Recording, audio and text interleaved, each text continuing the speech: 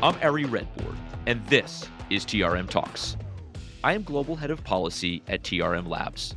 At TRM, we provide blockchain intelligence software to support law enforcement investigations and to help financial institutions and cryptocurrency businesses mitigate financial crime risk within the emerging digital asset economy. Prior to joining TRM, I spent 15 years in the U.S. federal government, first as a prosecutor at the Department of Justice, and then as a Treasury Department official, where I worked to safeguard the financial system against terrorist financiers, weapons of mass destruction proliferators, drug kingpins, and other rogue actors. On TRM Talks, I sit down with business leaders, policymakers, investigators, and friends from across the crypto ecosystem who are working to build a safer financial system. Today, we're going to be talking to Peter Kerstens of the European Commission about MiCA, Europe's market in crypto assets legislation. But first, inside the lab, where I share data-driven insights from our blockchain intelligence team. Cryptocurrency kiosks, or ATMs, have been in the news lately. First, German regulator BaFin seized 13 Bitcoin ATMs and about $280,000 in a nationwide operation. Then the UK followed up a week later with the seizure of one ATM, a first in the country. And recently, the US Federal Trade Commission, a consumer protection regulator, came out with new data that shows a massive increase in the amount of money consumers report losing to scammers involving Bitcoin ATM machines. Since 2020, according to the FTC, the amount consumers reported losing has increased nearly tenfold to over 110 million in 2023. According to the FTC, the majority of scam losses involving Bitcoin ATMs come as a result of government impersonation, business impersonation, and tech support scams. The lies told by scammers vary, but they create some urgent justification for consumers to take cash out of their bank accounts and put it into a Bitcoin ATM. As soon as consumers scan a QR code provided by scammers at the machine, their cash is deposited straight into the scammer's crypto account. The FTC spotlight also includes tips for consumers to avoid being drawn into scams like this. In light of all this news, TRM put out a new report on crypto ATMs. According to TRM, crypto ATMs have processed at least $160 million in illicit volume since 2019. Last year, illicit volumes in the cash-to-crypto industry stood at 1.2% of total volume. That is double the 0.63% for the overall crypto ecosystem. Really important point. Essentially, TRM's analysis shows that illicit activity in the cash-to-crypto space, the Bitcoin ATM space, is about twice that of the overall crypto ecosystem. In addition, in 2023, over $30 million went to known scam addresses via cash-to-crypto services. We are also seeing law enforcement and regulators globally leveraging blockchain intelligence to investigate fraud and financial crime involving crypto ATMs. That's what we've seen in Germany over the last couple of months, the UK, the US, and elsewhere. Now let's sit down with Peter Kerstens. Peter, you are becoming a regular. There are very few who have been on multiple times, but before we dive in, and there's really a lot to talk about, would love to kind of hear about your journey, how you got to the place you are today, being referred to as the father of MiCA, which is really the first regulatory comprehensive framework for crypto assets. Well, Ari, I'm a career civil servant at the European Commission. I've been at the European Commission for more than 28 years. So I started in 1996, and my training really is in EU affairs. I'm a political scientist. I went to the College of Europe in Bruges, and then I did a few years of private practice, consultancy, advising clients on EU policy and regulation. And that's where I got my first confrontation, if you wish, with both financial services and technology, because my clients happened to be in that space. I then joined the European Commission. There's an entry exam, there's set these exams. I joined the European Commission as a civil servant. And from early on in my career, when I was young and irresponsible, now I'm just irresponsible, I've taken an interest in technology. So back at the end of the 90s, I was working in the consumer policy department on payment issues when electronic commerce started emerging. And when companies that later became household names like eBay and so on started emerging, and there was a lot of excitement. So I was focused on that. And I've done a lot of work on payment systems and payments regulation. And then I meandered into other areas. So I've done for a while public health and food chain safety and genetically modified organisms, which is also a very technical file. So, but I've done that. And from that, I was hired by a commissioner to work in his private office in what I think for your US listeners would be something like a legislative director. Sure. I did his relations with the European Parliament and with the legislator to get his files through the legislator. And well, before you know, you're 7 years further. So I did two commissioners, two mandates, and either to punish me or to thank me for a job well done, I was sent to the EU embassy in Washington, D.C., where I was the finance counselor during the depth of the financial crisis. And towards the end of my time in Washington, I got very, very intrigued by the amount of buzz and interest there was among US regulators and policymakers about cybersecurity and financial technology. And I dutifully reported this to my authorities and said, look, this is going to become a very big issue in Europe. They were initially not convinced, but I said, look, it's going to become a very, very big issue. We have to focus on this. So anyway, I returned to Brussels. I did then a little bit of an intermezzo working on sanctions on Russia, financial market sanctions. And then in 2015, indeed, this tech wave, fintech wave issues started coming up. And my boss said, oh, Peter, you've been going on about this thing, that fintech and technology would become a big issue. You're in charge. And that's how I became the advisor for technological innovation and cybersecurity at the European Commission's Financial Services Department. And I also became the co-chair of the European Commission's FinTech Task Force. And if you were looking at financial technology issues, you end up with cloud computing and now artificial intelligence. But even if you make no effort whatsoever, digital assets are going to come across your desk. And the first time I ever heard of Bitcoin, I remember very well, it was early 2017. Before that, I'd never heard of it.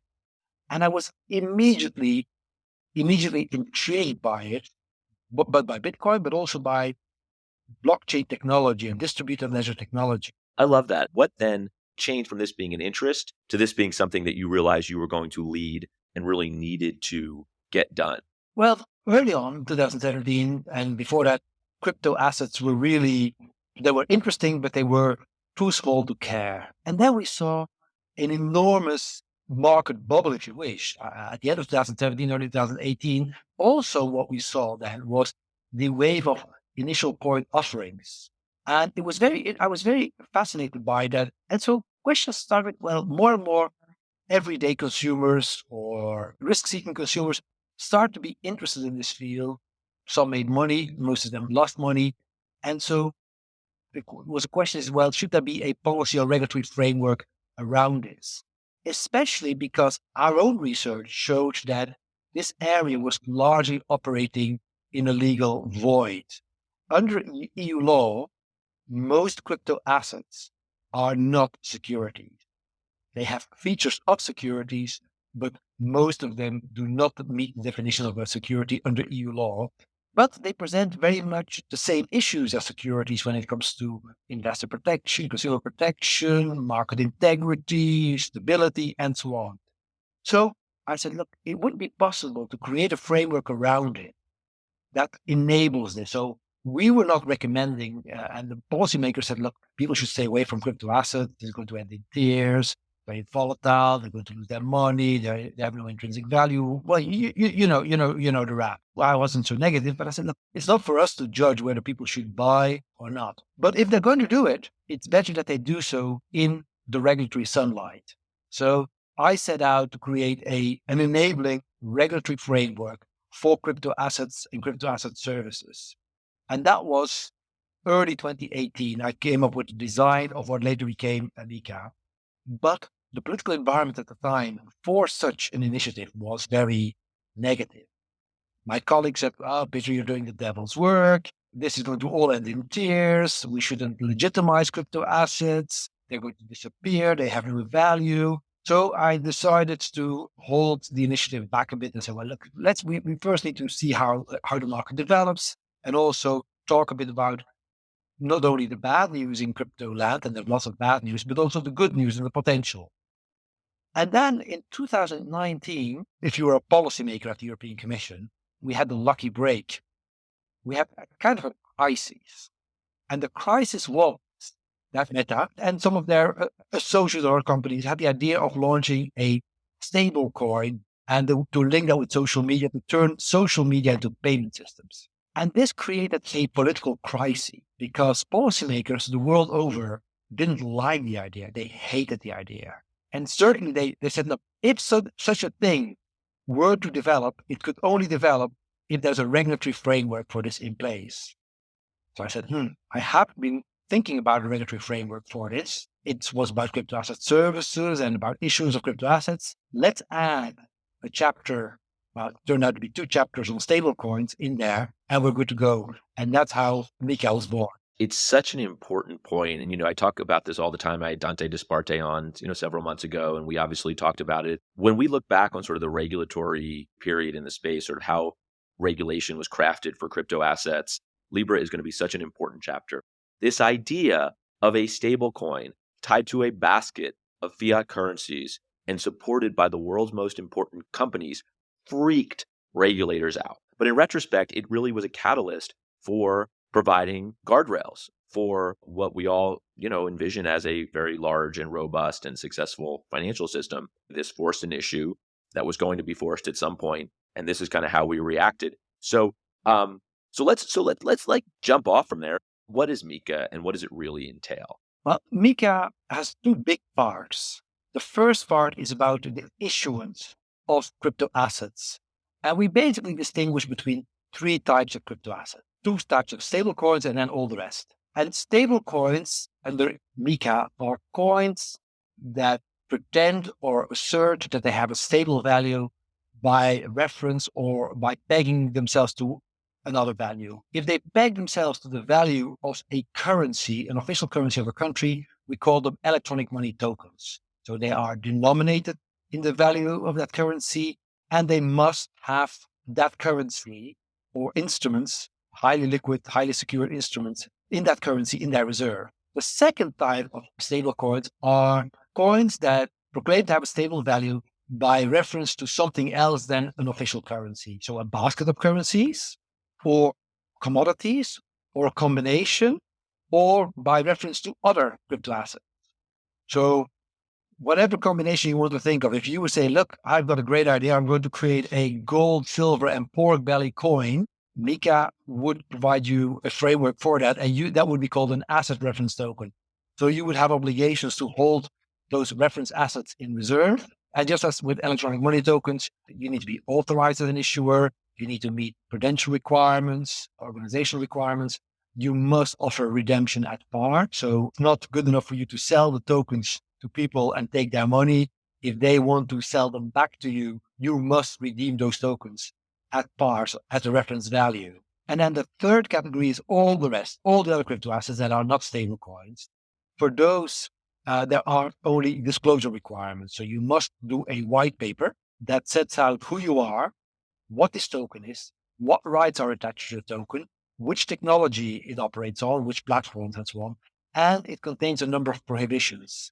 And the most important prohibition is you can make no representations whatsoever as to the future value of the token, but you must warn the buyers that the token may have no value, may have no liquid market, so they may find it impossible to sell it to anyone else, or that the utility that is promised for the token may never materialize. And we have this disclosure regime and these warnings because we saw a lot of bad practices back in 2017, 2018, 2019.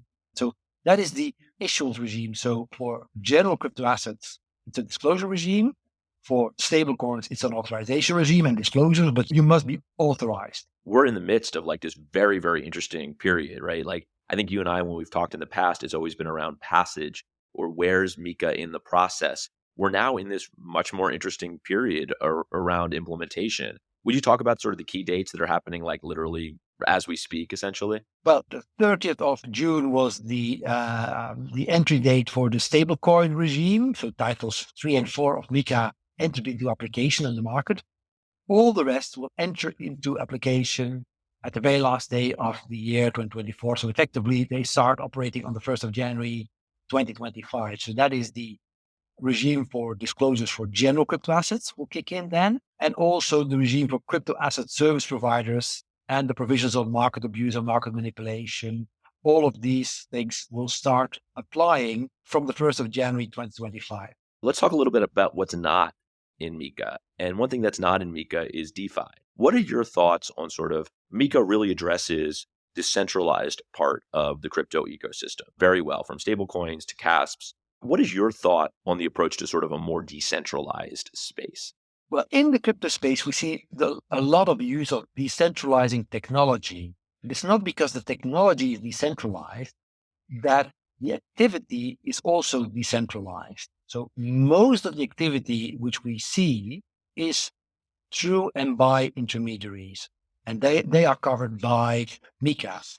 But it is indeed true that you have pure protocol-based activity where there is no service provider, there is no intermediary. It's just the protocol and the smart contract. And in the current generation of legislation, it is very hard, if not impossible, to capture that, because legislation is always administered to legal or natural persons. They have to comply with the rules. You can't apply or you can't enforce legislation against code. So the core of DeFi would require, if you would want to regulate that, and this is a big if, because before you regulate something, you have to establish that there is a problem. And I'm not certain there is a problem. But imagine there were to be a problem, a financial stability problem, an investor protection problem, whatever. Imagine there is a problem. You then have to establish that the regulation you envisage is a solution to that problem. I'm at the stage, and that's my personal opinion, is that I'm not convinced yet that there is a problem. We'll need to see how the market develops. And if DeFi space were to become problematic, either from a financial stability point of view or from an investor point of view. When we do this TRM Talks again in a year, and I hope we will we be talking about MiCA implementation?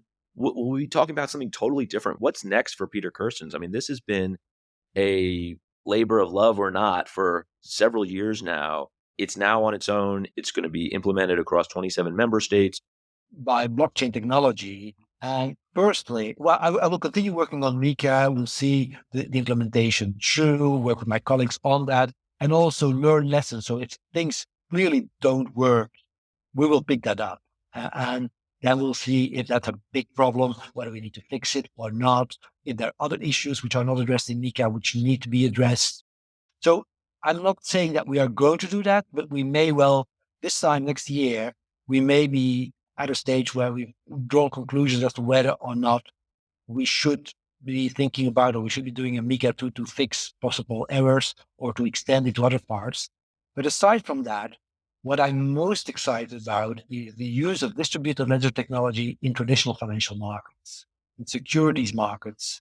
MiCA covers digital assets that are not financial. This is an interesting market. For us, that's a $2.3 trillion market. Globally, only a small fraction of that is actually in the EU. If we put next to the financial markets, securities, debt instruments, derivatives, commodities derivatives, and so on, funds, pension funds, these kind of things, that market vastly more important than the crypto market. And distributed ledger technology holds enormous promise also for this market. The big financial institutions who, when I started working on MiCA, did not want to be called dead near anything to do with a blockchain. Now, they want to come and talk to me about the tokenization of financial instruments and what is necessary to unlock the great potential. And the figures, if you see some serious institutions did some research as to how the value that could be unlocked by tokenizing assets, especially liquid assets. And they're talking billions of savings and trillions of revenue generation. Like, this is an opportunity that is too important to pass up, especially if we are trying to build a capital markets union, which we are trying to build in EU. And EU capital markets are nowhere as integrated and as deep as US capital markets. So if we want to give the capital markets union in the EU a push, and there are many legal and tax issues that hinder that, the technology offers an opportunity to overcome at least some of the barriers and to rejuvenate, if you wish, financial markets with new technology. So that is what really excites me. And the amount involved, we're talking about billions and trillions of cash-like instruments that really would require central bank money to be available in a form that is compatible with these DLT-based systems. And then what also excites me, because I do financial technology, is artificial intelligence. And I'm an optimist. But when I hear my colleagues and peers talking about artificial intelligence, they mainly cast it in terms of concern. They're concerned about this and that and risks and so on. And I said, look, I recognize that these concerns are valid, these risks are real. But what about the opportunities? And we should not forego the opportunities just because we are afraid. Risks are there to be addressed, to be mitigated, to be tackled. I love it. Look, I think going back to the optimism that I think you and I both share, and why we've bonded it in many ways over the years, is look, I think what I hear all the time is about risk from regulators and policymakers, and that's what we do at TRM, right? Like I live in this world of where I'm constantly thinking about risk and how to mitigate it. But whenever we talk about risk, it's so critical to talk about the opportunity, and the technology enables just extraordinary opportunities and opportunities to mitigate the risks.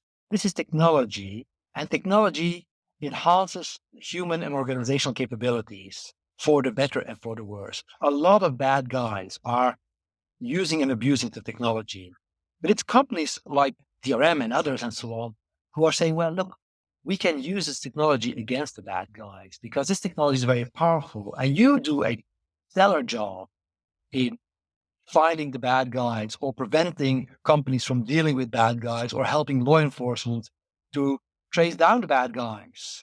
So I was lucky enough, for folks listening, to finally get Peter out there in Zurich recently for the TRM running clubs. Did you have a good time? Oh, it was great. Of course, it was at an uncivilized hour, 7 o'clock. It always is going to be. We got to get to these conferences. People, I mean, you're a very in-demand guy. You're like speaking on like 3 or 4 roundtables. You need to get going, get showered, and, rock and roll. It was great to get the juices flowing. So 7 o'clock was wonderful.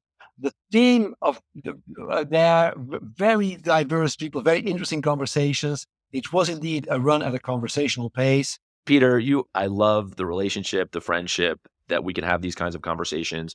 One thing that's like really extraordinary, we had a roundtable, and it was, honestly, some of the, chief compliance officers from really the largest, most important exchanges in the world.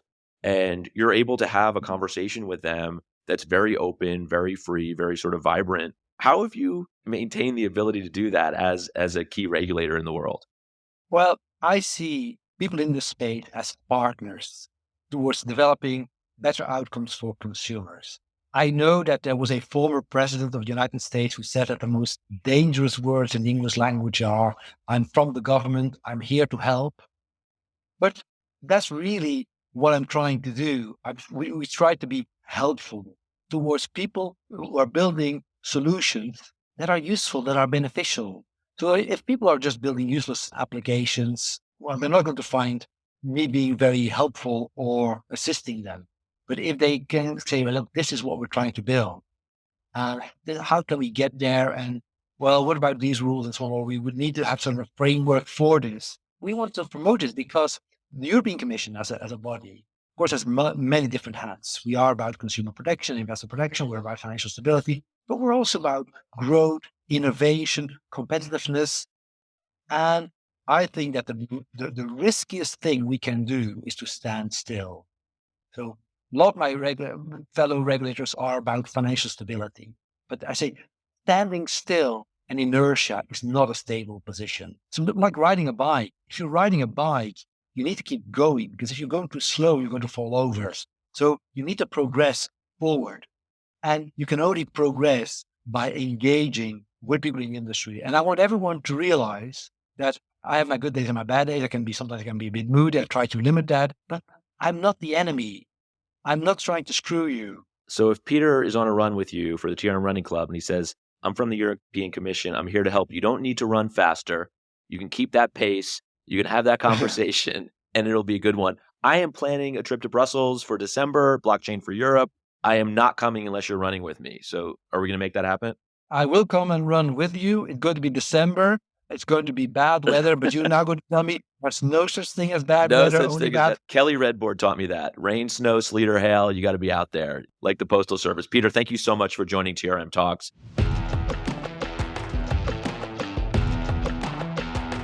It's interesting. This was my second TRM Talks with Peter. I don't have a lot of folks who fit that category.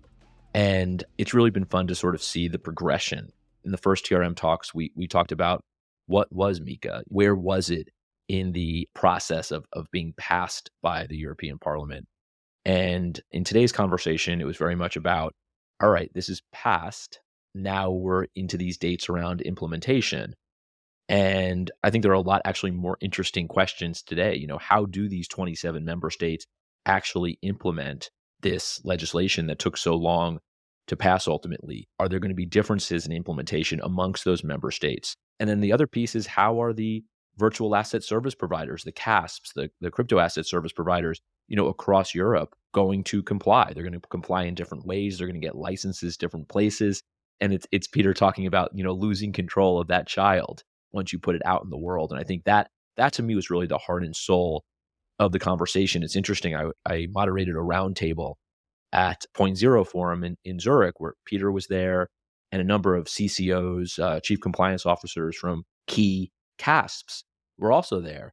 And it was a very candid conversation about, hey, how do we implement? How do we get a license? How do we sort of put in controls that we need under this comprehensive framework? So I think implementation. There's this line that I always think about from Hamilton, where Washington says to Alexander, winning is easy, governing is harder. And, you know, in the case of MiCA, maybe passage is the easy part. Now it's the governing, it's the implementation that we're going to see the challenges around. And I am very committed on TRM Talks to bringing you the people who are involved in that process, whether it's the regulators in these member state jurisdictions or compliance professionals at CASPs, to really talk to you about how they're implementing MiCA over the course of the next months and years. On the next TRM Talks, I sit down with Rachel Andrika, Head of Global Operations for Anchorage Digital. If you love the show, leave a review wherever you're listening to it. Follow us on LinkedIn to subscribe to our newsletter, The Weekly Roundup, to get the latest news on crypto regulation, compliance, and investigations. TRM Talks is brought to you by TRM Labs, the leading provider of blockchain intelligence and anti-money laundering software. This episode was produced in partnership with Voltage Productions. The music for this show was provided by Ecolix. Now, let's get back to building.